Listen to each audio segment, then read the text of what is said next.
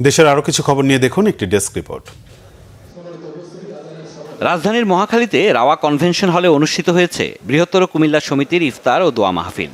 উপস্থিত ছিলেন গৃহায়ন ও গণপূর্ত মন্ত্রী জাকারিয়া তাহের সুমন, ছিলেন অর্থ ও পরিকল্পনা মন্ত্রণালয়ের প্রতিমন্ত্রী মোহাম্মদ জোনায়েদ আব্দুর রহিম সাকি। অনুষ্ঠানে সভাপতিত্ব করেন প্রবাসী কল্যাণ ও বৈদেশিক কর্মসংস্থান মন্ত্রণালয়ের সিনিয়র সচিব ও বৃহত্তর কুমিল্লা সমিতির সভাপতি ডক্টর নেয়ামতুল্লাহ ভূঁইয়া।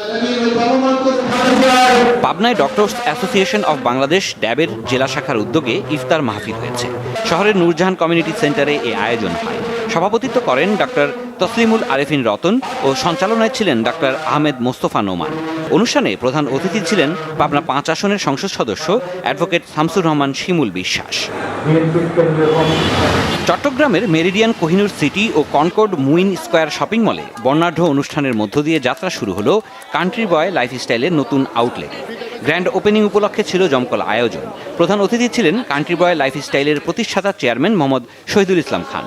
বিশেষ অতিথি ছিলেন ব্যবস্থাপনা পরিচালক মোহাম্মদ রিয়াজুল ইসলাম খান, ছিলেন মেরিডিয়ান গ্রুপের পরিচালক Akib Kamal, CEO Shantanu Barua, Meridian holdings এর সিইও মোহাম্মদ ফাহিম, মেরিডিয়ান কোহিনুর সিটির অ্যাডভাইজার আসাদ ইফতেখার এবং কান্ট্রি বয় লাইফস্টাইলের পরিচালক মোহাম্মদ আব্দুর রউফ খান ও মোহাম্মদ ইমদাদুল ইসলাম খান।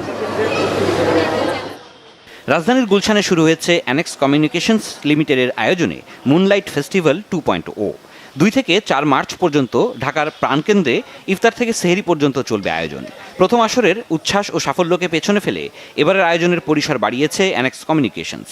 আয়োজনে থাকছে সেলিব্রিটিদের আনাগোনা ও শিল্পীদের হৃদয় ছোঁয়া সঙ্গীত পরিবেশনা। শিপার্স কাউন্সিল অফ বাংলাদেশের উদ্যোগে রাজধানীতে হয়েছে দোয়া ও ইফতার মাহফিল। ধানমন্ডির ফরচুন স্কয়ার কনভেনশন হলে হয় আয়োজন।